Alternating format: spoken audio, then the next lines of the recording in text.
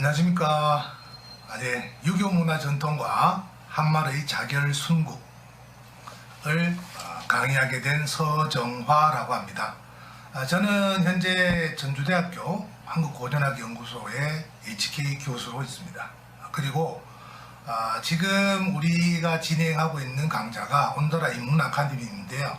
이게 그 온더라 지역 인문학센터에서 하고 있고, 제가 그 센터장을 맡고 있습니다. 원래 이제 처음에 했어야 되는데 저희들이 약간 행정적으로 그리고 코로나 상황과 겹치면서 제가 조금 나중에 왔습니다. 그거와 관련해서 조금 말씀을 드리려면, 이번에는 우리가 작년에도 제대로 못해서 원래는 이 대면으로 강의를 진행하려고 했었습니다. 그래서 7월 13일 날 회의할 때까지만 해도 일단 대면 강의를 원칙으로 한다라고 했으나, 아시다시피 코로나 상황 자체가 너무 심각해져서 저희들이 실시간으로 이렇게 변경을 했습니다.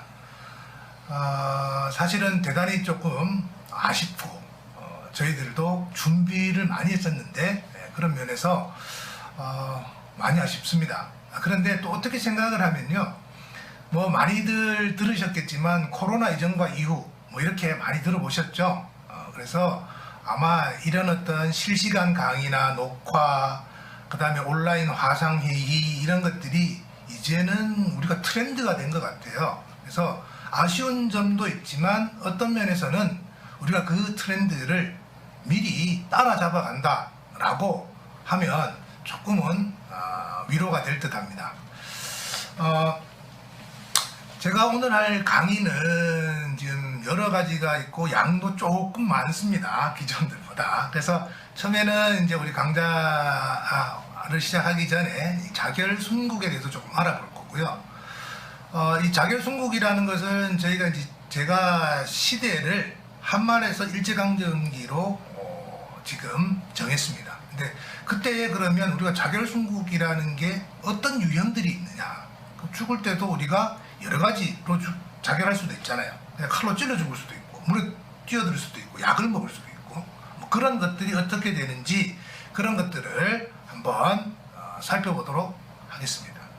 그런데 이 자결 순국이라는 게 그러면 한말 일제강점기에 평지 돌출하듯이 바로 그냥 나온 어떤 것인가? 그렇지 않으면 그 이전에 또 어떤 그런 역사적인 그런 우리가 연원이나 이런 것들이 있는가, 이런 것들을 한번 찾아보자. 근데 우리가 아시다시피 한 100년 전으로 가면 거의 유교 문화가 있던, 유교 문화가 진행되던 그런 자장 속에 있던 시대잖아요. 그러면은 유교의 어떤 담론이나 이런 것과 자결 순국은 관계가 있을까? 네. 그런 것들을 한번 쭉 찾아보는 시간이 되겠습니다. 그리고 그거에 대해서 그러면 이 자결 순국을 우리는 어떤 식으로 평가할 수 있을까? 그거를 한번 마지막으로 살펴보도록 하겠습니다. 요걸 하기 전에 제가 너무 사람들도 많이 나오고 해서 조금 재밌으라고 영상을 준비했습니다. 한 2분 50초, 3분 정도 가까이 되는 건데 그거 먼저 보고 본론으로 들어가도록 하겠습니다.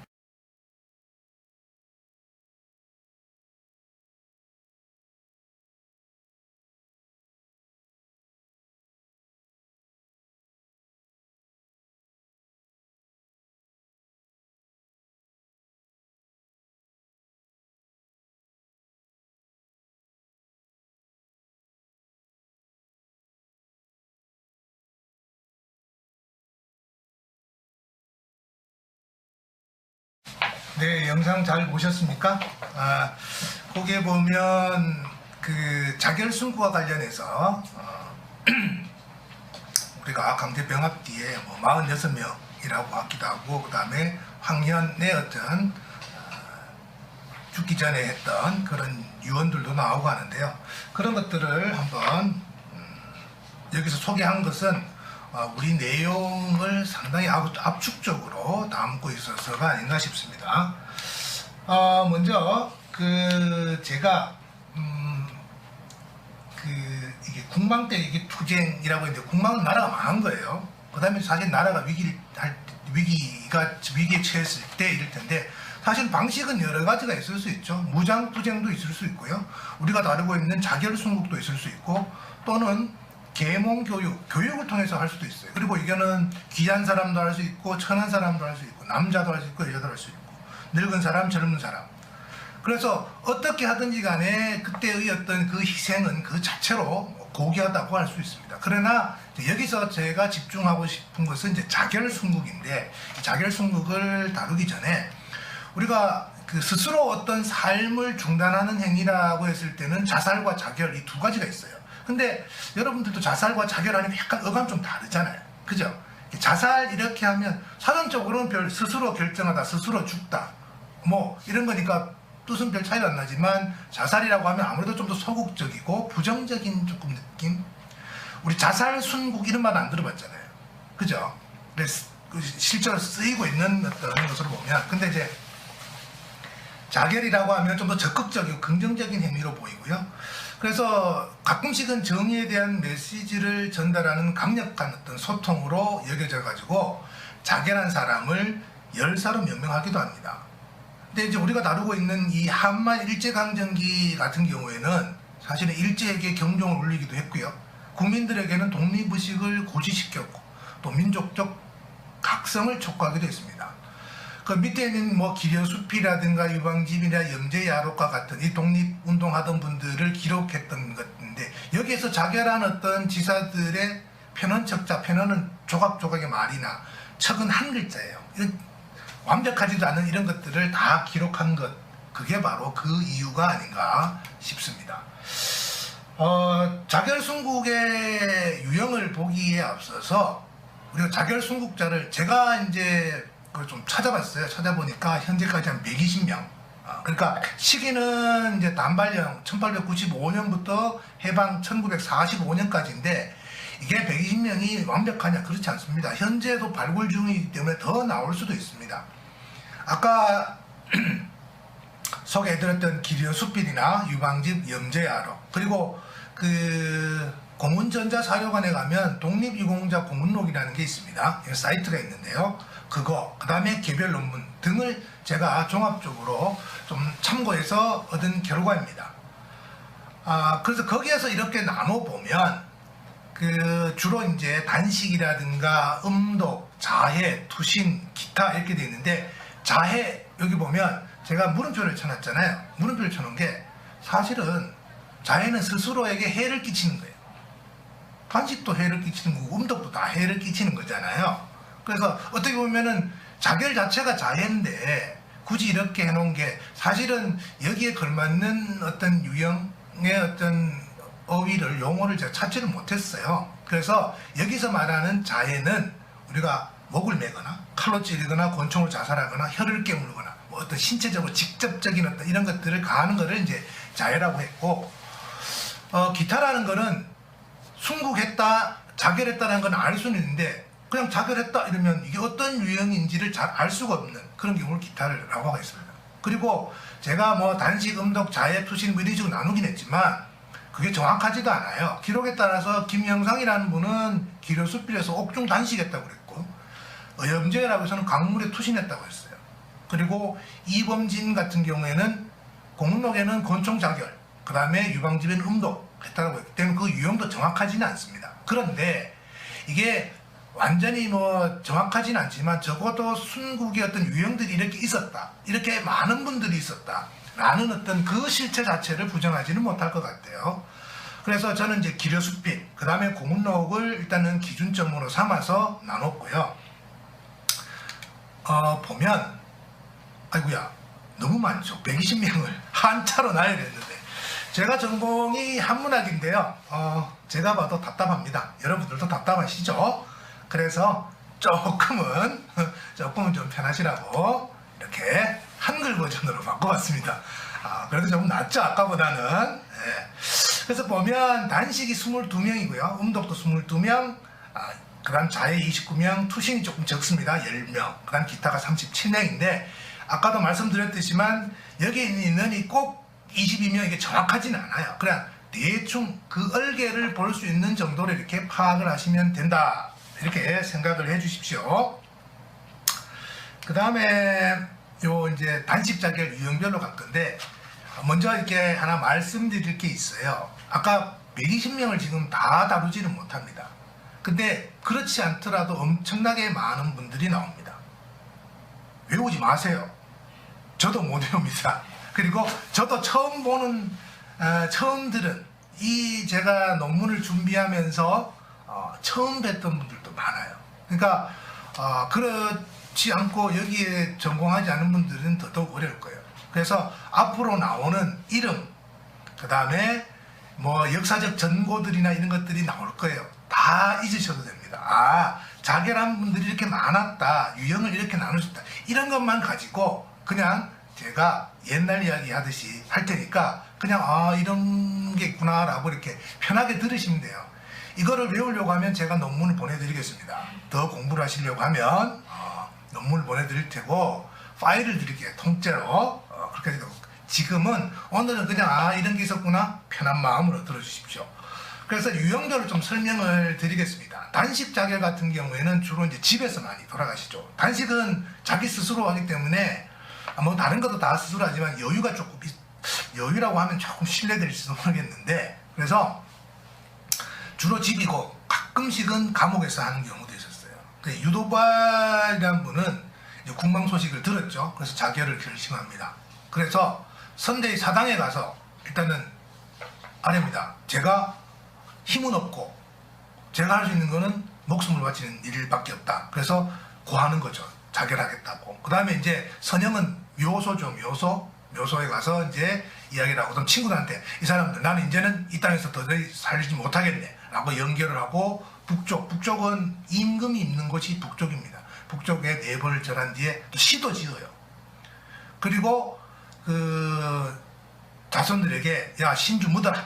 그리고 나라 지낼 때까지 제사 지내지 마. 나라도 없는데 무슨 제사야? 라고 하고 단식에 돌입하고 나서 이분은 절명하게 됩니다. 이런 경우가 이제 그 단식 경우에는 기본적으로 일반적인 경우라고 할 수 있고, 김상태라는 분은 옥중에서 했는데 이 사람이 이제 의병에 참여했다가 체포가 돼요. 그래서 내가 원수에 욕을 당하는 이런 일은 못하겠다.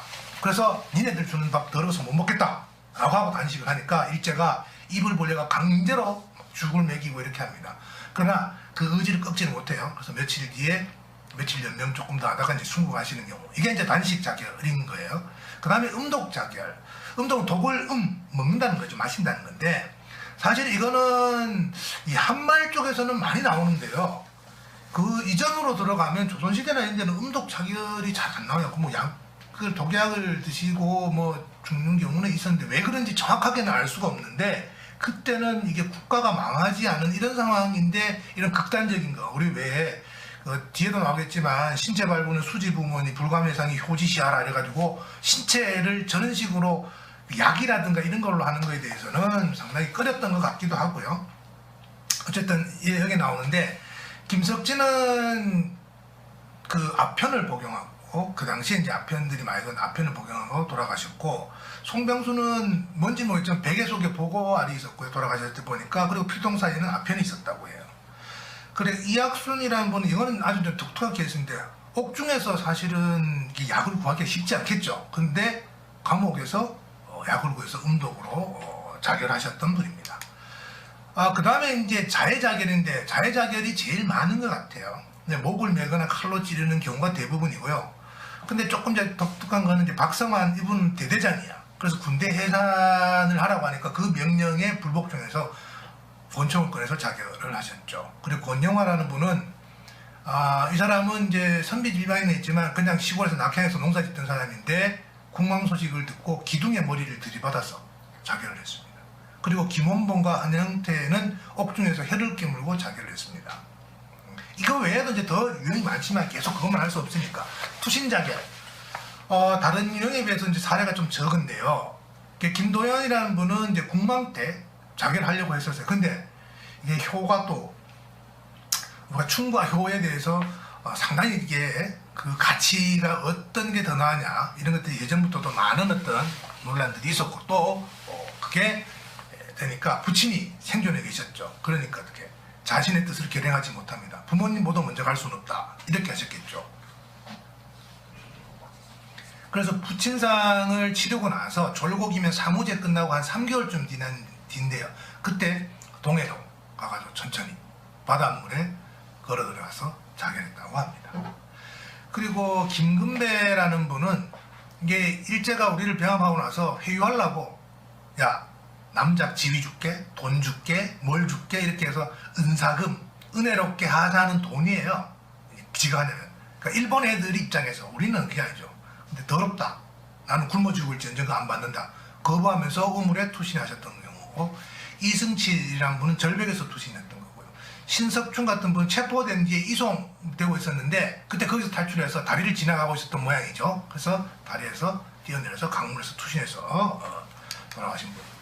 그다음 기타 유형은 아까 말씀드렸듯이 자결했다는 사실은 알 수는 있는데 구체적인 사례를 확인할 수 없는 경우입니다.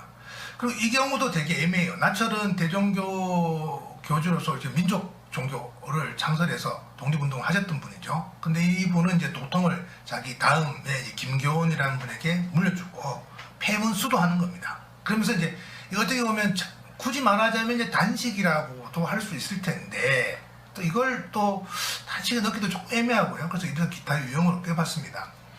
그 다음에 이제 평민 배씨. 그 평민은 성을 알 수 없으니까 그냥 배씨라고만 이렇게 나와 있어요. 을사늑약 후에 지금까지 기록된 걸로는 최초로 순국한 분인데 이분은 통곡하다가 너무 통곡을 지나치게 하다 보니까 거기서 절명하신 분입니다. 그 다음에 민영학, 박광, 안상희 등은 추경을 당하던 중에 전투진이었던 거죠.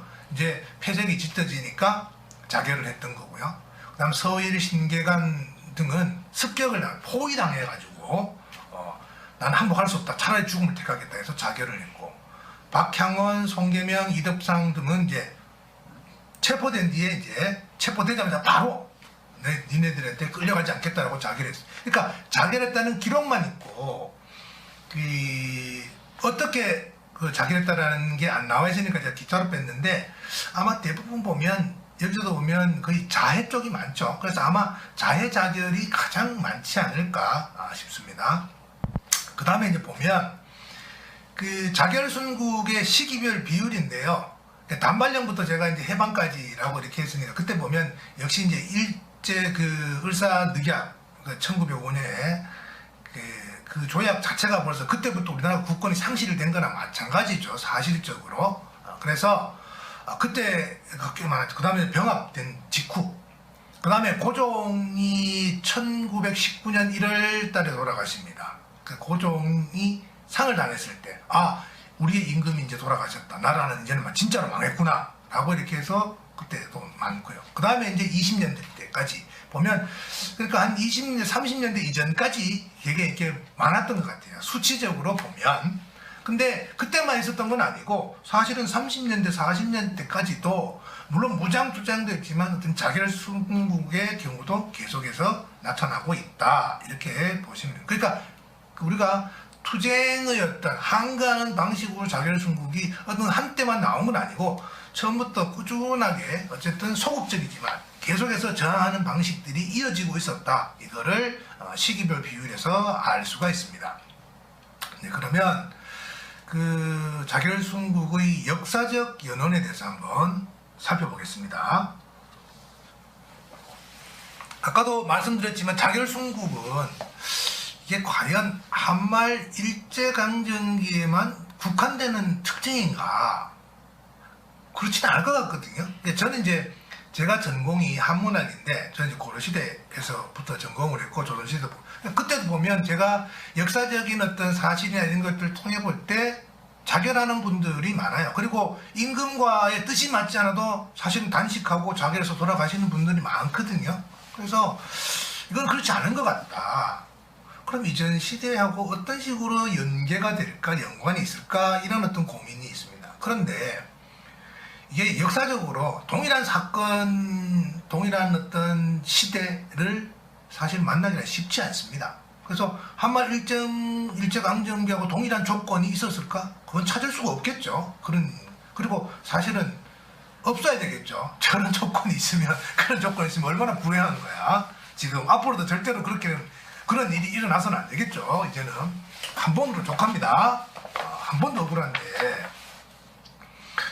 근데 이제 유사한 조건들은 있을 수 있을 것 같아요. 예를 들면 그 시기적으로 삼국시대 전쟁이 일어난 시기 있잖아요. 그러니까 신라가 삼국을 통일했다고는 하지만 그 반대에 있던 백제, 고구려 아니면은 사실은 또 그 신라도 초반에는 많이 세력이 약했을 때는 계속해서 쫓기고 당하고 있었던 이런 어떤 시절이 아무래도 국가가 망한 것뿐만 아니라 국가의 위기, 전쟁이나 이런 걸 통해서 라고 하면 그때가 있을 수 있고, 그 다음에 여말선초, 고려말 조선 초기, 여말선초라고 이렇게 하는데요. 근데 이제 고려에서 조선 넘어가서 국가가 망하는 어떤 이 시기잖아요. 그 다음에 이제 임난과 병난, 임병양난, 임진왜란 병자 호란, 이때도 국가가 엄청나게 큰 위기에 처했던 시기잖아요. 그러니까 그런 국가가 망한 것, 위기 이런 것들을 따지면 이때의 인물들이 아무래도 이제 한말 일제강점기와 좀 유사한 조건 정도는 되지 않을까. 또 하나의 인물을 딱 보자면 고려 시대는 물론 성략이 들어오지는 않지만 유교를 표방했던 데는 그 유교가 적어도 우리가 한문이 들어온 게 이제 삼국시대 때 그 이전부터 들어와서 본격적으로 이제 그 한 5, 6세기 되면 중국의 이제 한자 문화권으로 편입되고 고려시대 때는 이제 한자 문화권에 본격적으로 우리가 편입이 되는데, 그리고 그 보편 문화를 따라잡으려고 했었고요. 그리고 그 당시의 문화들이 이제 유교 문화였기 때문에 오고, 조선시대 때 오면 또 유교 문화가 우리가 훨씬 더 강고한 분위기를 연출하죠. 그러니까 이 사람들은 지식인들은 유학을 공부했다란 말이에요. 그건 한말 일제강점기의 어떤 지식인들도 마찬가지니까 조건이 비슷하겠죠. 그 다음에 이 사람들 둘 다 어릴 때부터 유교 문화의 자장 속에서 생활했던 거예요. 유교 문화가 물론 이제 유교 문화에서 좋은 점 나쁜 점이 있지만 그런 것들이 얼마나 더 강고하냐 아니냐 이런 걸 있지만 기본적으로 유교 문화 속에서 살았던 분들. 그렇게 하면 이 교집합, 적어도 이제 한말 일제강점기와 유사한 조건이라면 삼국 전쟁 시기, 여말선초, 임병양난, 이 시기는 시기적으로도 그렇고 형세상, 그리고 거기에 있던 인물들이 유학을 공부하고 유교 문화 자장 속에서 생장했다라는 점에서 공통점을 찾을 수 있을 것 같아요. 그래서 앞으로 그 예시들은 거기를 중점적으로 제가 한번 보려고 하는 거예요. 근데 이 중세에 우리가 이제 보편 문화라는 게 거의 이제 중국의 어떤 역사, 문화 이런 거였잖아요. 그래서 보면 그럼 자결에 우리가 이제 모델이 있을까요? 본보기, 흔히 말하는 전범이라고 할 수 있을 텐데 그런 사람도 누가 있을까? 단식의 전범은 누가 있지? 자해 자결은 투시는 누가 있을까? 이런 것도 있죠. 근데 아까도 말했지만 음독은 제가 못 찾겠더라고요. 그래서 음독은 빼고 이 세 가지 유형이 있을까요? 그리고 본보기가 있어. 그러면 그 자결을 한 사람들에서 우리 조선시대에만 좀 한정을 해보자면 지식인들은 어떤 식으로 평가를 하고 있었을까? 왜 굶어 죽어? 싸우다 죽어야지. 이렇게 할 수도 있고, 자기의 의지를 간척을 시키기 위해서 자기가 목숨을 바친다는 그 행위를 칭찬할 수도 있잖아요. 그러니까 그 평가가 어땠을까? 그런 인식들이 있다. 그러면 그 평가가 당연히 뭐 결과론적이지만 좋았겠죠. 긍정적이었죠. 그러니까 실제로 그러면 그 유형별로 자결한 사례들이 있을 거 아니에요. 투신했던 분들, 그 다음에 자해, 그 다음에 그 단식했던. 그러면 우리가 그 역사적 연원을 한번 살펴보자 라는 거예요. 자, 그러면 다음에 보면 단식 자결. 백이라는 분인데요. 이분은 이제 혼자도 나오지만 백이 숙제 형제입니다. 중국의 그 상고시대 때 은나라, 주나라, 우리가 그 춘추전국시대라는 말 많이 들어봤죠. 그죠? 춘추전국시대. 그게 바로 저 주나라의 후반기로 가면 춘추전국시대가 되고 그 앞에 있던 나라가 은나라예요. 은나라의 고죽북이라는 나라가 있는데 거기에 마다한 왕자인 거지, 백이라는 사람이. 근데 아빠가 너 임금해라 그러니까 아빠가 이제 셋째가 똑똑하니까, 우리 셋째가 똑똑한 거 어디 많이 들어본 것 같지 않아요? 누가? 세종. 그렇죠? 다 그것도 연원이 있어. 또 정당화 함정의 근거가 됩니다. 그러니까 백이가 저게 그 맞인데 아빠가 거기 주려고 하니까 동생하고 둘째다, 둘째. 숙제가 이제 셋째고 둘째한테 주려고 하니까 그러면 몰래 이제 나가는 겁니다. 아빠가 둘째한테 왕위를 물려주려고 하니까 나는 거기에 대상이 안 된다. 그러니까 이제 셋째 동생이 숙제인데 숙제가 형 나도 같이 가 하고 따라 나오는 겁니다. 그런데 이제 그러다가 이제 혼자서 나와가지고 살다가 자기 고국 은나라가 망하는 거예요. 그때 이제 주나라 이제 무왕이라는 사람이 나와가지고 은나라를 처부수죠. 그때 은나라 왕이 주왕이야, 주왕. 저기 주왕이라고 한 사람은 우리 그 로마의 네로 이렇게 하면 어떤 느낌이에요? 폭군, 그죠? 사실은 망한 나라의 마지막 임금은 무조건 폭군이에요. 그러니까 나라가 망했겠지. 기본적으로. 그 주왕을 토벌하는데 백기가 갑니다. 스톱! 멈춰라! 개혁을 해라. 그거는 내가 용납할 수 있지만 어떻게 역성혁명은 나라를 이렇게 무너뜨릴 수 있느냐라고 이야기를 합니다. 그러니까 신하들이 야, 쟤 뭐야? 죽일까요? 이랬는데 무왕이 아니 살려줘 해서 살려줍니다. 그러니까 무왕이 살려주지만 이 사람은 부끄럽다는 거예요. 그래서 나는 살지 않겠다. 네가 다스린 땅에, 네가 안 다스린 땅이 어디냐면 수양산이야. 수양산에 들어가서 고비를 뜯어먹다가 죽습니다. 단식이죠. 굶어 죽는 거예요. 근데 고비는 우리 고사리의 일종입니다. 그냥 고사리라고 생각을 해도 되고. 그런데 밑에 거 한번 볼까요? 백이와 숙제는 수양산 아래에서 굶어 죽었으나 사람들이 지금까지도 칭찬한다. 논어에 나오는 말. 누가 말? 누구의 말? 공자입니다. 공자. 우리 유교문화에서 공자는 법이에요. 공자가 말한 경전입니다. 경전. 불경, 성경, 뭐 있듯이 유교에 나오는 특히 공자의 말은 근거가 되는 거죠. 공자가 이렇게 하니까 백이는 단식의 아이콘이 됩니다. 상징이 되는 겁니다. 그러니까 고려 말에 이분은 우연보라는 사람인데 맥미가라 해서 이게 보리 맥자고 밑자는 고사리 아까 고비 밑자예요. 그걸 하는데 은나라의 고비여 꺾일 수 없구나. 주나라의 보리여 먹을 수 없구나. 고비도 없고 보리도 없구나. 기성은 이미 멀고 청성도 이미 죽었구나. 나는 어디로 가야 하나. 이렇게 돼 있죠. 그러니까 백인은 은나라 말기의 충신이고 저기 기성이라고 하는 건 기자라는데 우리가 기자조선 들어봤죠? 그 기자입니다. 기자는 주나라 말기의 충신이에요. 근데 이 사람은 고려 말이잖아. 그러니까 말기의 망국의 신하로서 이 두 사람을 끄집고 오는 거죠. 근데 우연보라는 사람은 자기 그 손자가 목정민우 장양, 그러니까 공양왕이 마지막이지. 공양왕이 사위가 자기 손자야. 그러니까 고려시대 때의 권세 가문도 있었고. 근데 또 다른 거는 뭐냐면 태종 이방원 있죠. 이방원의 고시관이야. 그러니까 예전에 고려시대 때는 지금은 이렇게 하면 큰일 나지. 시험 선발하는데 고시관이 뽑아 선발하면 부자지간보다 더 끈끈해요. 그래서 정계를 밀어주고 하는 게 그게 제도였어. 지금은 이렇게 하면 난리 나죠. 근데 예전에는 고려시대 때는 그랬어. 그래서 부자관계만큼이나, 그리고 우리가 군사부일체란 말이 있잖아. 그게 그런 데서 나오는 거예요. 스승은 거의 아버지와 동일한 거야. 근데 이때 스승은 이 좌주라고 하는데 이게 고시관이야. 시험에 발탁이잖아. 이런 사람들은 정계를 같이 갑니다. 근데 태조 이방원의 좌주가 누구냐? 우현보예요. 그래서 이 사람은 조선시대에 와서도 충분히 자기가 벼슬 할 수 있었어요. 또 하나 2차 왕자의 난이 있었죠. 그거를 누군가가 와서 우현보한테 이야기했어요. 그런데 우현보가 이방원한테 이야기합니다. 야, 너 지금 암살당할지도 몰라. 준비해 해서 2차 왕자의 난을 이방원이 이렇게 해서 자기가 등극하는데, 그러니까 이방원에게는 완전히 혁적한 공을 세운 사람이잖아요. 고려시대의 망국의 신하이긴 하지만, 그러니까 충분히 갈 수 있었어요. 그러나 이 사람은 자식들은 보냅니다. 손자나 니네들은 이제 니네들 나라니까 거기서 태어나고 있으니까 벼슬 해라. 나는 망국의 신하다. 나는 못 나간다. 그러면서 자기는 뭐 굶어 죽지는 않았지만 어쨌든 이렇게 해서 그 백의를 소환하죠. 소환해서 백의의 어떤 간식을 이렇게 축해서 그게 인식이 좋았다라는 걸 여기서 알 수 있는 거예요.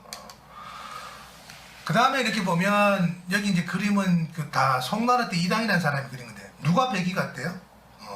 백의 숙제인데 당연히 좀 여유로운 사람이 백의겠죠. 무릎 꿇고 있는 사람이 숙제 거고 그 중간에 보면 거기 바구니 있죠. 저기 뭐 고사리 그 이제 상상화죠, 일종의. 근데 이제 이 백이숙제와 관련해서는 우리 재밌는 게 이런 말들, 예전에 이 시조를 저는 배웠는데 요즘은 나오는지 안 나오는지 모르겠어요. 수양산 바라보며 이제가 바로 백이숙제죠. 이제를 한스러워한다. 굶주려 죽는다고 한들 채미 고사리 캐는 이런 일을 한단 말인가? 아무리 이게 푸성기죠, 푸성기. 채사라고 한들 그게 바로 누구 땅에 났던 것이냐? 이게 사육시 한 사람인 성상문이 남긴 시조죠. 그러니까 성상문은 야, 수양산 그건 누구 땅이야? 그거 역시 주나라 땅 아니야? 나는 세조 네가 준 거 네가 등극했다고 하는데 네가 준 곡식 하나도 안 먹었다. 가봐. 곡간 열어봐라. 곡간 쌓아놨던 거죠. 그래서 자기의 저리를, 여기는 성상문 같은 경우 훨씬 더 백이보다 더 저리를 지키려고 했던 거죠. 그러나 이 백이를 가지고 왔다는 것도 저리, 그 다음에 단식, 이런 어떤 인식들이 있었기 때문에 그걸 훨씬 더 한번 더 돌려서 이야기할 수 있었다는 것. 결국은 백이가 어쨌든 단식의 아이콘이 되는 것은 부정할 수 없는 사실이었다는 거죠. 그러니까 우리나라에서 단식한 사람을 찾아보니까 백제 때, 백제의 우리가 충신 중에 계백이 제일 멀었던 누구죠? 그 다음에 성충이라는 분이 이렇게 생각나죠. 이 사람이 의자왕에게 그렇게 정치하면 안 된다라고 이야기했다가 투옥됐는데 마지막에 이제 또 다시 한번 상소를 올리죠. 침현도 육도는 맞고 해로는 기벌포를 잘 만다. 그리고는 굶어 죽습니다. 아마 이분이 첫 사례가 아닌가 싶어요. 그 다음에 조선시대 때로 내려오면 이양원, 최효일, 능성구시, 예전에 여인들은 제가 그런 게 아니고요. 예전에는 그냥 본광성 이렇게 해서 이름을, 아명은 있는데 이름이 없었어요. 그래서 능성구시라고 이렇게 하는데, 이 능성구시는 송제라는 분의 부인입니다. 이 송제가 진주성 2차 전투인데요. 진주성이 함락됐을 때 그 가등청정 있죠. 가등청정이 그를 묶어놓고, 야, 너 항복해야 될까? 야, 내 목을 잘라라 차라리. 나 항복 못한다.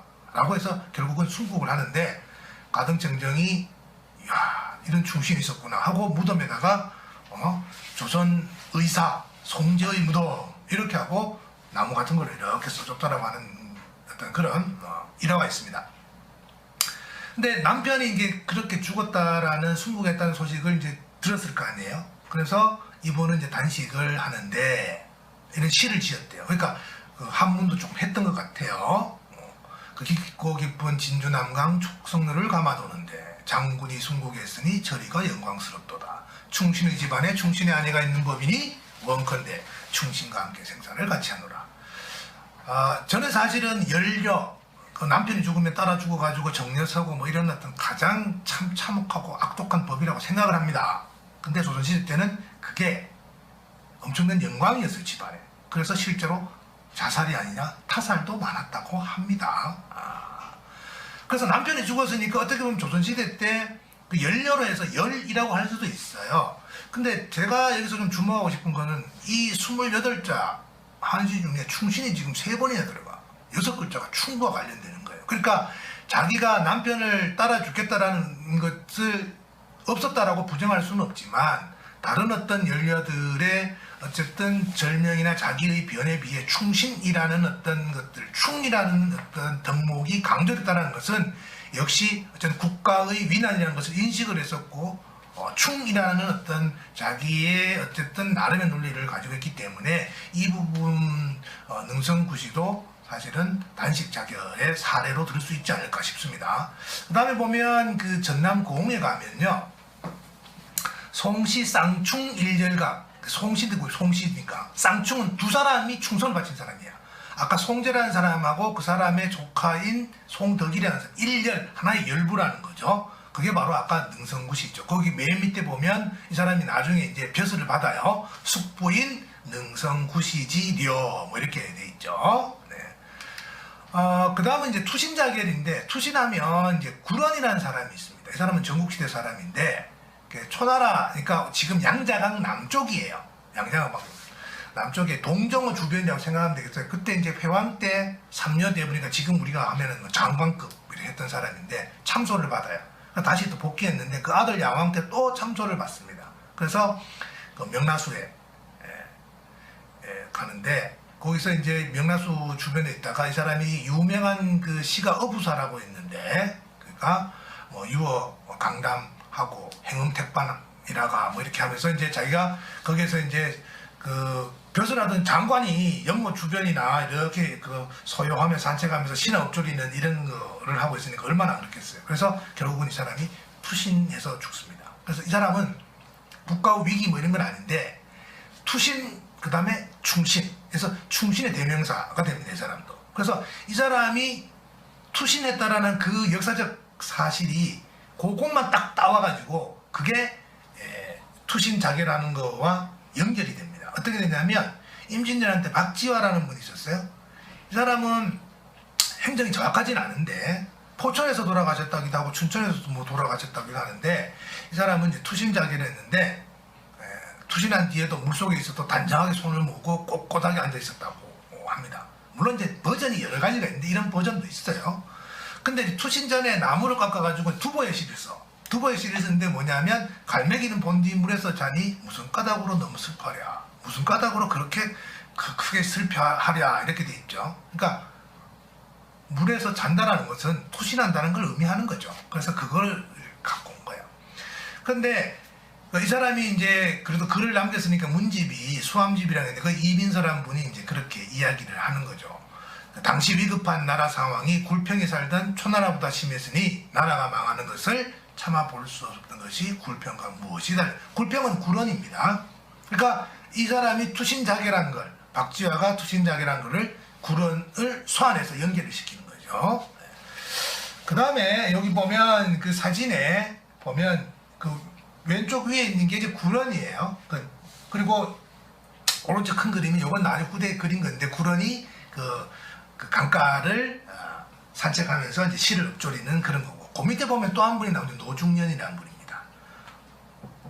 이 노중년이라는 분도 또 투신하고 관련이 되거든요. 그 투신한 부분을 다시 한번 뒤에서 보겠습니다. 이분은 원래 이제 제나라니까 제나라가 오늘 그 등장한 사람이 다 제나라 사람이에요. 제나라가 어디냐면 산동반도. 우리 칭다오 맥주, 칭다오 맥주 알죠? 네. 산동 우리나라에서 제일 가까운 동네죠. 중국하고.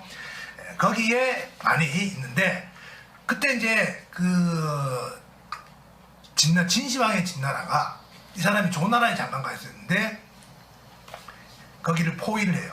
그러니까 이 사람이 그래도 명망이 있는 사람이니까 야 니네들이 우리를 친다고 조나라를 그러면 나는 동해에 빠져 죽을 거야. 그러니까 바닷물을 밟는 게 뭐야? 빠져 죽는다는 거죠. 그러니까 나는 동해에 빠져 죽을 거야 라고 이제 하자 진나라가 설득을 당해서 퇴각을 했습니다. 근데 이 사람이 죽었냐 하면 안 죽었어. 동해에 빠져 죽진 않아. 근데 동해물에 빠져 죽는다라는 이걸로 워낙 유명하니까 노중년 물에 빠져 죽어야 된다. 충신 뭐 이렇게 되면 또 이 사람도 투신의 어떤 아이콘처럼 이렇게 많이 소환이 됩니다.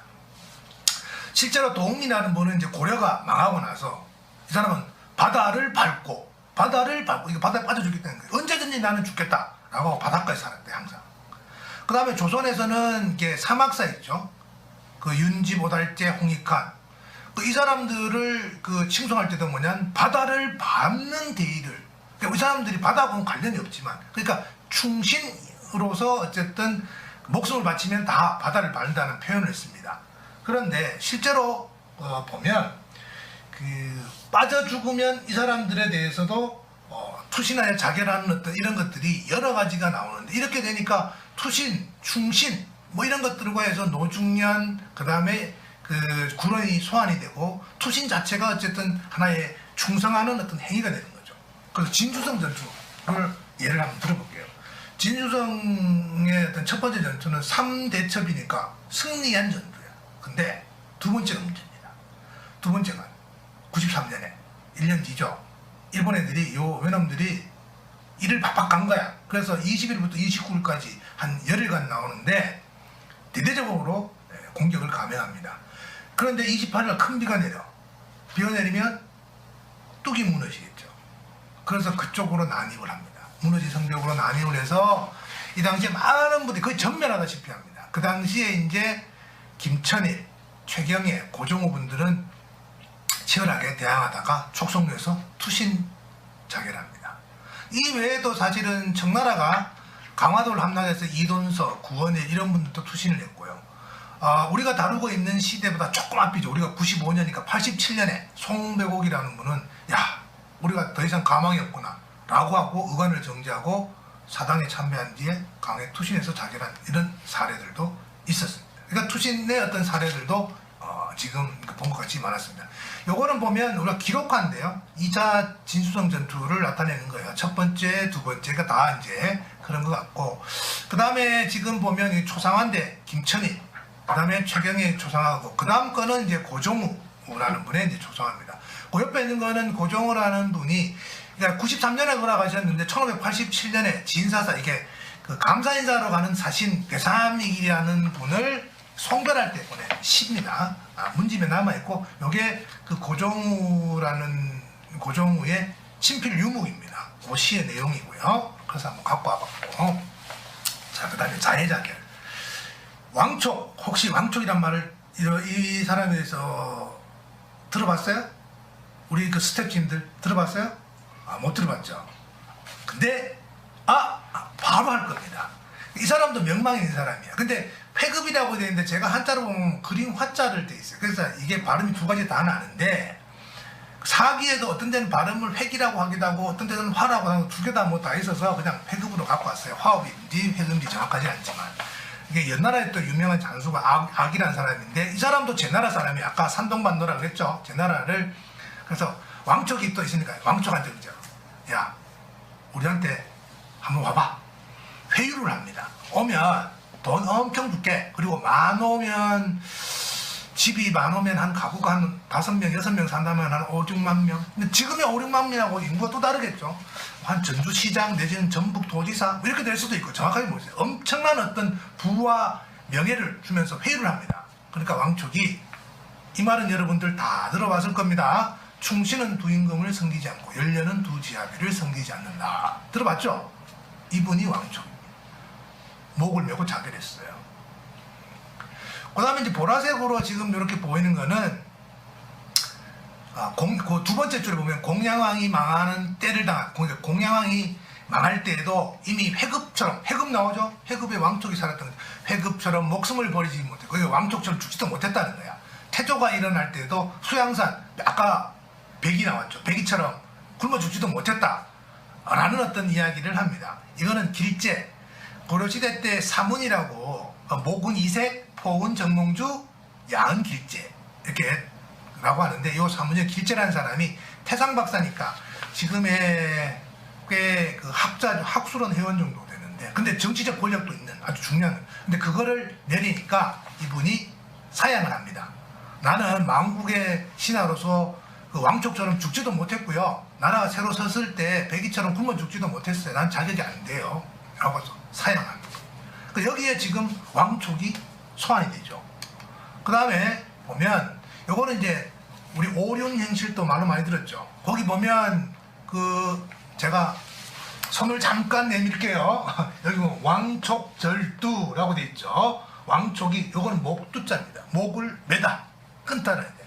그러니까 오륜행실도의 충신, 오륜의 이게 충의 어떤 덕목에 이 왕촉이 나오는 겁니다. 그 다음에 한 분 또 전행이라는 사람인데, 이 전행은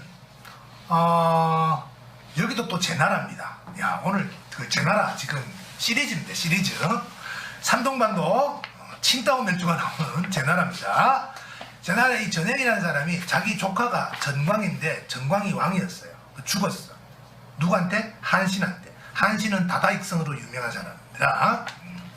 죽던 자기가 스스로 왕이 됐는데, 그러다가 이제 우리도 알다시피 그걸 통일한 사람이 누구야? 유방이죠. 한나라를 세우죠. 그래서 한나라가 서니까 이 사람이 자기를 따르던 500명을 데리고 섬으로 들어갑니다. 나는 니하고 같이 안 살란다 라고 하고. 근데 이제 유방이 회의를 합니다. 야, 그러지 말고 같이 와라. 니 지금 살던 내가 여기 다 보장해 줄게. 그러니까 쏠게 돼. 그래서 알았어. 그래서 유방을 만나러 가죠. 유방을 만나러 가는데 30리를 앞두고, 야, 내가 예전에는 왕이었는데 지금 이런 처참한 몽골로 간단 말이야? 그러면 나를 따는 사람들은 뭐야? 뭐지? 쪽팔린다. 부끄럽다 이렇게 시체물 쪽팔린다고. 그래서 스스로 목을 찔러서 죽습니다. 그리고 자기를 모시고 왔던 그 신하들도 있겠죠. 야, 내가 죽으면 그냥 무덤 파고 묻어라 라고 하는 거예요. 그러니까 이제 사실은 유방은 그 의기가 대단하다고 해서 성대하게 장례를 치러줬는데요. 그 자기 따라왔던 2명 있죠. 2명의 신하는 자기들도 자결합니다. 그리고 섬에 있던 500명도 모두 자결했다고 합니다. 그래서 그 자결했던 섬이 진짜인지 아닌지는 모르겠지만 후대의 이름이 오호도. 이게 오호가 뭐냐면 오호 통제라 할 때 오호야. 오호도라고 이름이 붙여졌어요. 그 섬. 그런데 이게 제 나라가 아까 산동반도니까 우리나라 가깝다고 그랬죠. 그래서 이게 오호도가 충신의 상징으로 쓰이고 우리나라에 있다는 설도 있어요. 그러니까 김상은 뒤에 나올 김상용의 동생이고 거기에 김수왕이 손자가 김수왕인데 김수왕은 우리가 최근에 몇 년 전에 했던 남한산성 이경석과 김수왕 그죠? 청음 김상은 뭐 이렇게 있죠. 그 김상은이 그 진사가 되고 난 뒤에 성균관에 시험을 쳤어. 시험 쳤는데 거기에서 이제 제목이 뭐냐면 오호도에서 전행을 조문하다. 그래서 이걸 해가지고 1등 했대요. 1등만. 결국 이게 뭐냐면 어쨌든 이 자해자결 자체가 인정될 뿐만 아니라 충신의 어떤 상징으로 늘 소환됐다라는 거야. 그래서 실제로 숙종대에는 그 염천에 있던 유학이 김권순원이라는 분이 있는데 단을 세워가지고 전행을 추모해야 된다고 했고 영조는 실제로 이런 말 때, 야 우리나라 홍주에 거기가 오호도 있었던 거 아니야? 그거 한번 조사 한번 해봐. 내가 그 말 들었는데 이런 말까지 했다는 거예요. 그러니까 전행, 오호도 이게 그 충신으로 여겨지니까 당연히 이 자해자결도 하나의 충신의 어떤 사례로 여겨졌다는 거죠. 긍정적으로. 자해자결한 거는 워낙 많으니까 아까 청나라가 들어왔을 때 강화도를 한번 봅시다. 강화도. 강화도는 여기 아까 그 김상은의 형입니다. 김상용이라는 분이 있는데 이분은 화약고에다가 불을 넣습니다. 자결을 하는 거죠. 그 옆에 있던 자기 손자 김수준 그 다음에 종도 죽고요. 자기를 따르던 뭐 이상길, 홍명영, 김익겸, 권순자 이런 사람들도 함께 결국은 우리는 왜 너희들은 가라고 했는데 아니 우리도 같이 자결하겠다고 해서 이분들도 같이 죽습니다. 근데 그때 자결한 분들이 되게 많아요. 심연하고 아내 송씨 심연이 이제 명자의 사생치는 뒤에 나올 거니까 의리를 택하겠다. 이거는 뭐냐면 사생치한다는 거는 국가가 어려울 때 내가 죽겠다는 말이에요. 그러니까 아내 송씨도 나도 당신하고 생사를 같이 하겠다 이렇게 하니까 이 사람이 송씨가 이제 먼저 목을 매서 자결을 합니다. 찔러가지고. 그러니까 심연은 자기가 아내의 염을 하고 마친 뒤에 자기도 목을 매가지고 자기도 목을 매서 자결하고 그 다음에 송시현과 이시직 이 사람들은 뭐 처음부터 알고 있었는지 모르겠는데 강화도에 피어나가지고 한 집에 살았어요. 그러니까 송시영이 먼저 목을 매어가지고 자결합니다.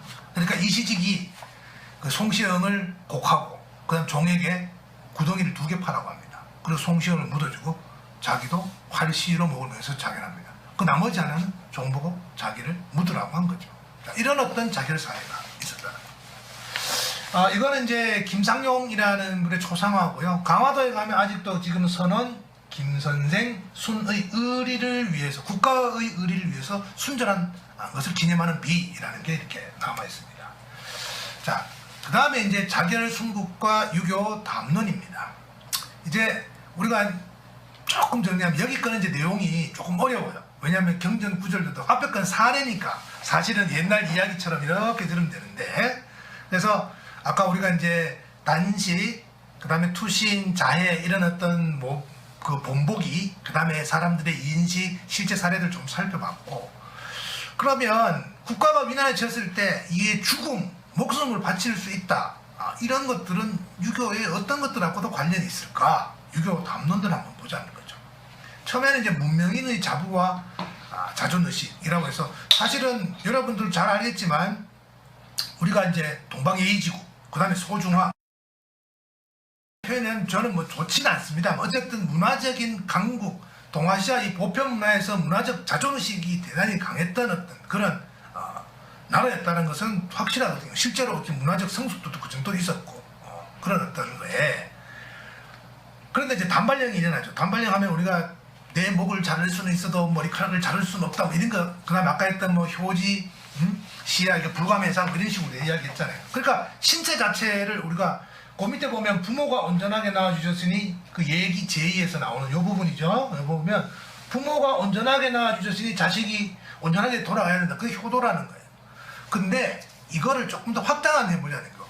효라는 거는 충으로 갈 수 있어요. 집안은 국가로 갈 수 있죠. 그러면 이 어쨌든 꼭 지켜야 되는 의리, 이거는 뭐냐면 결국엔 국가의 정체성이나 유교 문화 전체를 흔드는 행위라는 거예요. 머리카락을 자르는 문제가 아니라 이게 문화적인 자존심을 무너뜨리라는 거예요. 그러니까 자결하게 된다라는 거예요.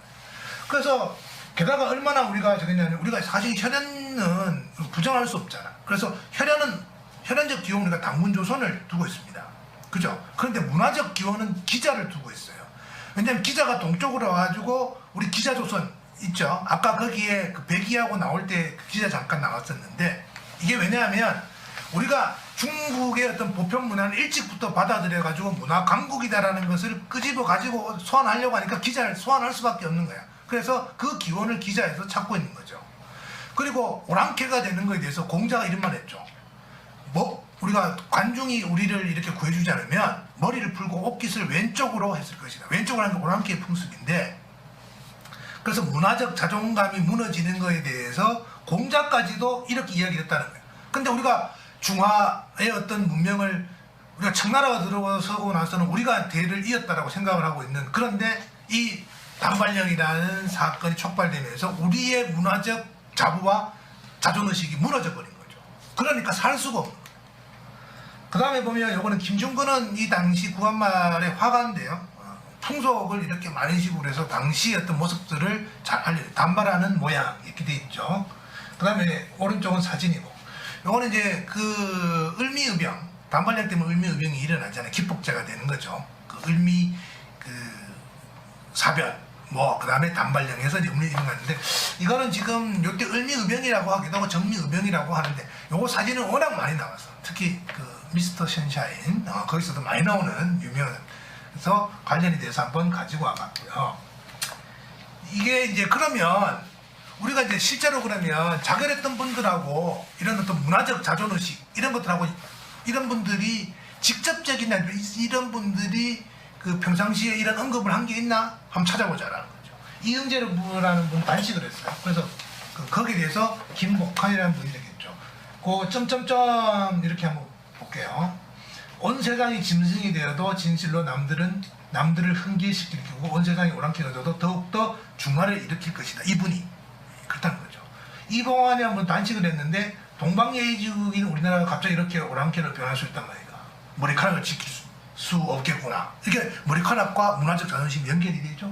김근배라는 분 투신을 했는데 부모가 남겨주신 몸을 훼손하고 오랑캐 풍속을 쫓는 것은 내가 잘 못하겠다라고.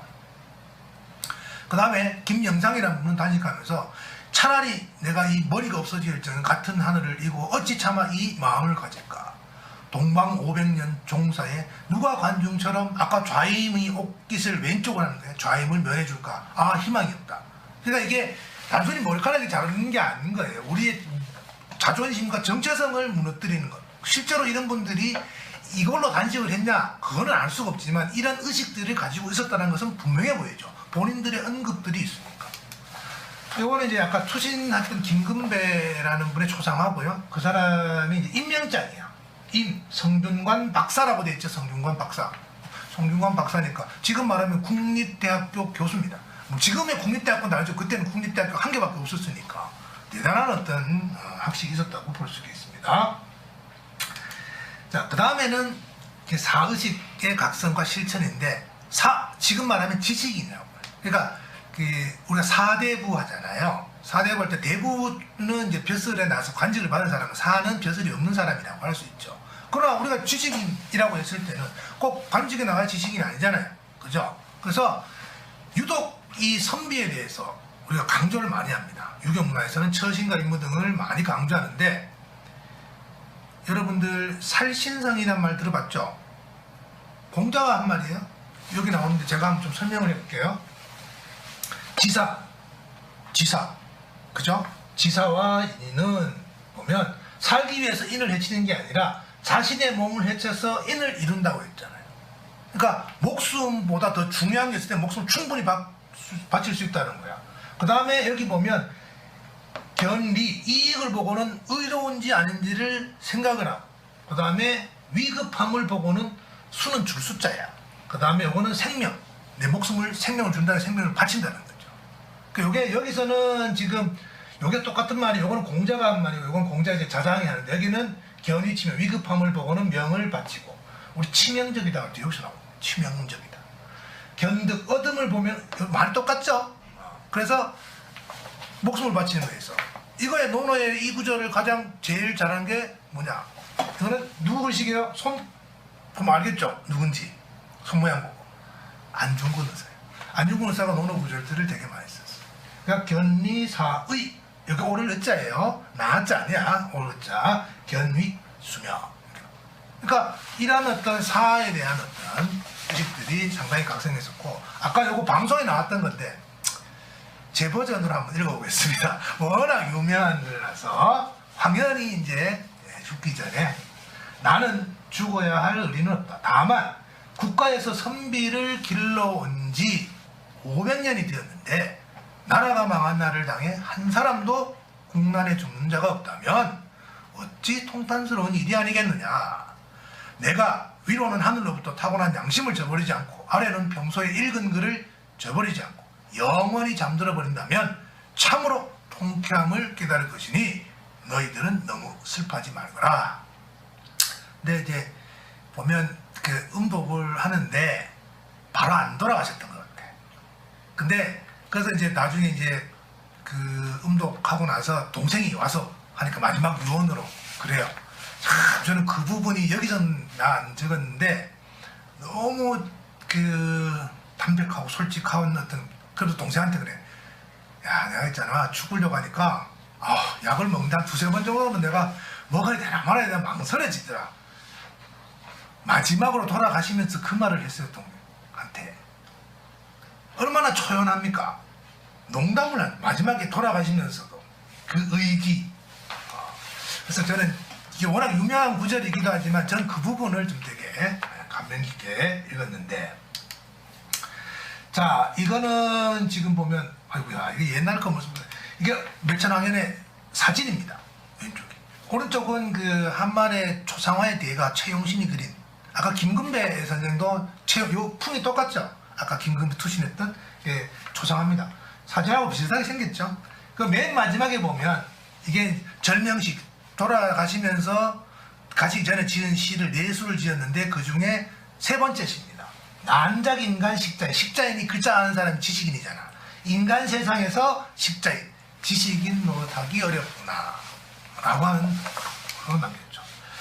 그 외에도 이제 지사는, 아까 지사는 자신의 시신이 도랑에 버려지는 거, 죽는다는 거죠.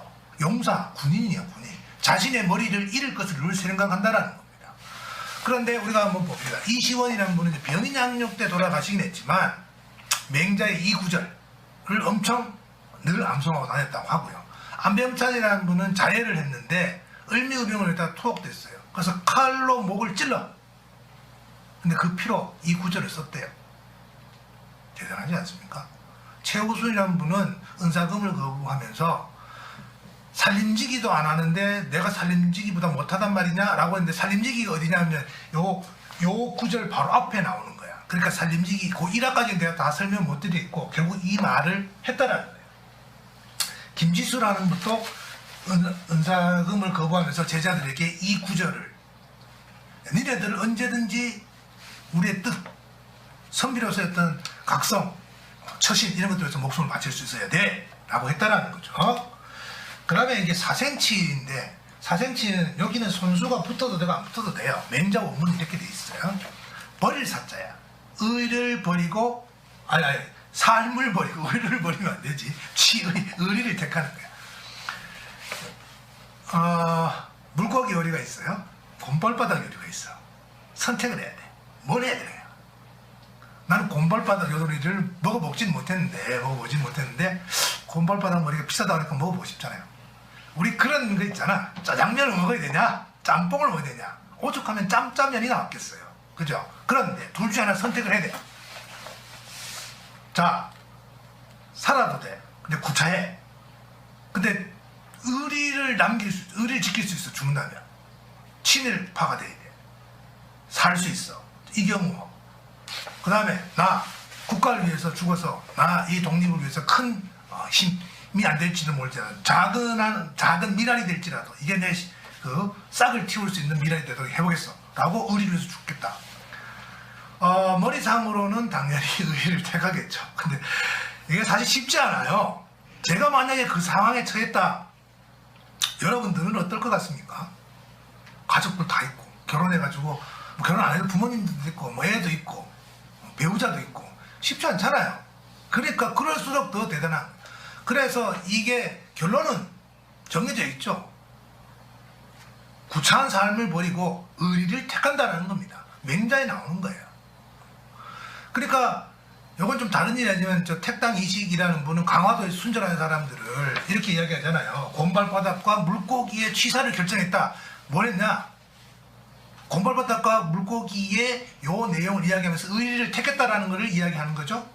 그 아까 나왔던 면함치익현, 이분은 호연지기 들어봤죠. 호연지기. 그 호연장이라고, 이거는 이제 곰발바닥하고 물고기 나와서 웅원장이라고 하는데, 이 웅원장을 늘 포위했을 때, 그러니까 언제든지 나는 죽을 수 있다 라는 의지를 표현하기 위해서 외했다라는 거죠.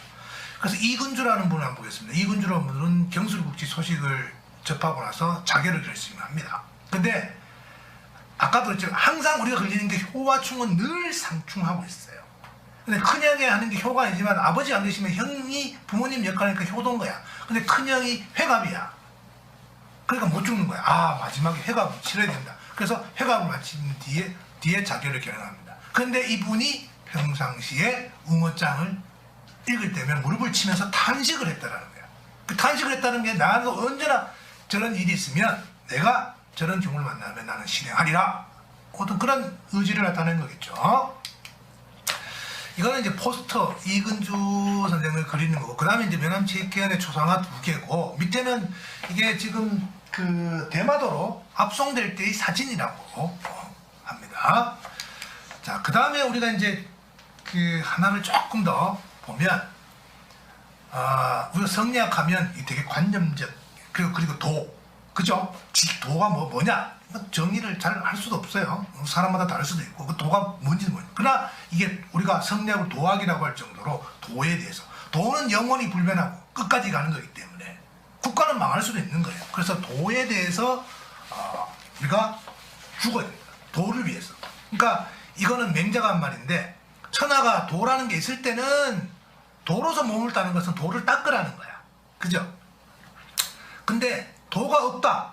도가 없는데 그럼 어떻게 해? 도를 위해서 죽어야 된다. 이 도를 지킬 수 있는 방법이 있다며. 그래서 실제로 이석용이라는 분은 사형을 당해서 자결한 건 아닌데요. 이분이 이제 의병을 했다가 투옥이 됐는데, 거기에서 내가 니네들이 내 몸을 구속할지는 몰라도 우리 도를 니네들은 구속하지 못해. 그러면서 사설을 암송, 대학노노 맹자 중령을 계속해서 암송했다는 거예요. 중국에도 그런 경우도 있습니다. 단식을 한 박세화라는 분은 그래서 지금의 어떤 이 나라가 망하고 내 목숨이 이렇게 죽는 것보다 더 중하게 되는 게 바로 도가 있다는 거예요. 그래서 나라가 망해서 우리 도와 중화 문명이 함께 망했으니 어찌해야 되나 라고 단식을 하고는 23일간 단식을 했다. 그래서 절명을 한 거죠. 돌아가신 거죠. 그러니까 뭘 내세는 도와 이 우리의 문명 이런 것들을 위해서 자결을 했다라는 겁니다. 더 큰 어떤 의리, 명분을 위해서. 오광표라는 분은 처음에 이제 을사늑약 때 아편을 복용하고 자살 시도했어요. 근데 그 옆에 있는 사람들이 구해줬어. 안 된다고. 공주향교 명문단. 향교가 어딘지 아시죠? 향교는 국가에서는 지방 학교잖아. 전국에 한 330여 개 현마다 있었던 거죠. 거기가 뭐예요? 공자를 모시고 있잖아. 그죠? 도를 배우는 곳이자 도를 실현하는 곳이잖아요. 근데 그래서 향교에서 죽었던 거예요. 죽으려고 시도를 했던 거지. 도를 위해서. 그래서 이제 경술국치 국망 소식을 또 들었어. 그래서 조천역에서 죽으려고 했는데 친구가 야, 니 어디서 죽을 거야? 이러니까 나는 죽을 거 결심했다니까. 그래 그건 자네가 결정했으니 그대로 따는데 어디에서 죽을 셈인가? 나는 조천역에서 죽겠네니까. 아니 거기 선비가 죽을 때가 못 되는데? 라고 하니까 아 그래 라고 하고는 다시 공주항역으로 합니다. 그래서 강항로에서 목을 메고 자결을 합니다. 그러니까 죽음의 어떤 장소마저도 도가 구현되고 있는 실현되고 있는 그 장소를 두겠다. 더 큰 어떤 의미에서 돌아가셨다라는 거죠. 요거는 이제 아까 그 단식했던 박세화의 초상을 좀 복원해서 깨끗하게 한 거고 예의조선 그 다음에 거기에는 시가 두수입니다. 두수 친필 유목을 소개를 좀 해드리는 거고 내용까지는 살피지는 않겠습니다. 그 다음에 오광표라는 분을 기리기 위해서 이제 포스터가 하나 공주시에 나온 거고 오른쪽 사진은 명륜당이에요. 근데 안타깝게도 지금 강항루는 현존하지 않는다고 그랬어요. 제가 답사를 가지 않아서 그냥 저거면 한번 공주 향전 한번 나중에 가면 한번 봐야 되겠어요. 그래서 명륜당은 어쨌든 처음에 자결을 시도했던 장소입니다. 자 이제 나오는 말입니다. 나오는 말인데 앞에서 제가 그런 말씀을 드렸잖아요. 외우지 마라. 다 까먹어도 된다. 옛날 이야기처럼 그냥. 그래서 정리만 한번 해보겠습니다. 그래서 많은 어떤 사례들이 있고 많은 이름들이 왔다 갔다 했는데 다 외우지 말고 이렇게 우리가 국난 국가의 위기에서 많은 분들이 자기의 목숨을 바쳐서 한 국가를 위해서 바친 분이 있다. 그 중에 하나의 유형이 자결순국인데 그 자결순국의 유형을 보자면 단식도 있고 음독도 있고 투신도 있고 자해도 있고 그리고 또 기타 다른 방식도 있더라. 그런데 이제 그게 총 한 120명쯤 되더라. 그러나 여전히 계속 발굴 중이고 그죠? 발굴 중이고 또 계속해서 나올 거다. 근데 이제 이분들 한말 일제강점기의 어떤 그 자결순국이 그 당시의 어떤 특징만이 아니라 역사적 연원들도 있더라. 역사적 연원을 따져보니까 우리가 이제 그 중세 보편 문화의 어떤 중앙 문명, 그래서 단식의 어떤 아이콘 상징은 백이었고, 투시는 구론과 노중현, 자해는 왕족과 전형이었는데, 이분들에 대해서 늘 기리고, 그리고 그거에 대해서 긍정적으로 평가를 하고, 그런 어떤 분위기 속에서 자라서 국가가 위기에 처하거나 망했을 때, 실제로 우리 한말 일제강점기 이전에 이런 어떤 자결을 통해서 자기의 의지를 그리고 국가를 위해서 자결했던 그런 사례들이 있더라. 근데 그분들이 공교롭게도 다 한말 일제강점기나 그 이전에 자결했던 분들이 유교 담론, 유교 문화 속에 자장 속에서 생장했던 분들이라 유교 문화에 과연 국가를 위해서 어떻게 해야 된다. 그 다음 지식은 어떻게 되느냐 이런 것들을 조금 더 찾아보니까 그거와도 관련이 있더라. 그래서 우리가 이제 단발령과 관련했지만 이게 바로 문화인으로서의 어떤 자부, 그래서 문명인의 자부와 자존의식 이런 것들이 유교 담론에 있었고 이분들이 그거를 다 가지고 있던 분들이다. 그리고 지식인, 사라고 했죠. 사야를 대한 어떤 의식의 어떤 각성이나 실천 이런 것들을 몸소했던 분들이고 그리고 사정치의 삶이냐 을이냐라고 할 때 그리고 더 큰 도를 위해서 언제든지 자기의 목숨을 버릴 수 있는 어떤 그런 담론들이 존재하고 있었다. 그리고 실제로 이분들 자결을 한 분들을 따져서 이렇게 보니까 실제로 평상시에 이와 관련된 언급들 아니면 직간접적으로 연결되는 부분들이 포착되더라. 이게 지금 오늘 강의의 주 내용이었습니다. 그러면 자결순국을 과연 어떻게 볼까? 우리가 이제 보수유림 이렇게 이야기를 하면 변통 나라가 망했는데 지금 뭐 도를 지키고 뭐야 이렇게 이야기하는 분도 있어요. 싸우러 가야지 총 들고. 그래서 변통을 모른 채 전통만 무수했다는 부정적인 평가도 있습니다. 그런데 한말일제강점기 자결순국의 주축은 바로 보수유림이에요. 이분들 같은 보수유림들은 전통을 단절하는 것이 아니라 계승함으로써 국난에 대처하는 유교 문화의 전통을 올곧게 실천한 게 아닌가 이렇게 조금 해서 적극적으로 물론 그 보수는 다 그런 게 아니라 이렇게 적극적으로 자결순국을 통해서 국가를 위해서 했던 분들도 많았다라는 것을 이야기하려고 이야기하는 거고 그래서 대변혁의 시기에 그 전통과의 연속성이 가지는 순기능을 몸소 증명해 준 게 아닌가.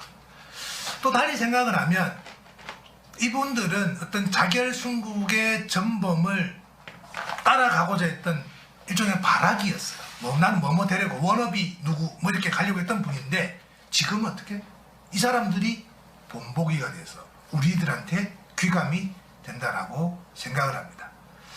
네, 오늘 그냥 좀 거칠게 조금 양도 많고 해서 좀 빠르게 진행을 한번 해봤는데 어떠셨는지 모르겠어요. 그래서 저도 이거를 하면서 많이 공부를 했어요.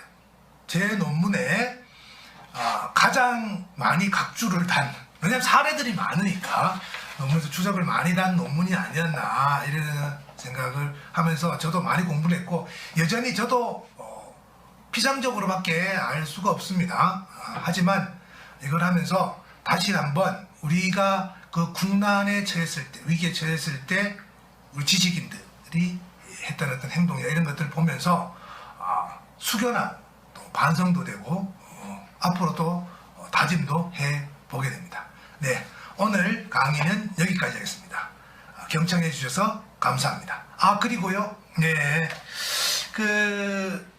우리가 뭐 댓글 추첨을 하는 것 같아요. 댓글 추첨을 해서 뭔가 상품도 드리고 한다고 하는데 한번 보도록 하겠습니다.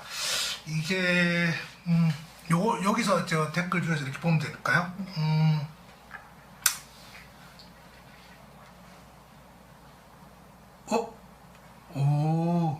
저도 제가 이제 센터장 아닙니까? 그래서 매번 이 댓글들을 이렇게 쭉 보는데 오늘 또 새로운 다크호스가 하나 생겼네.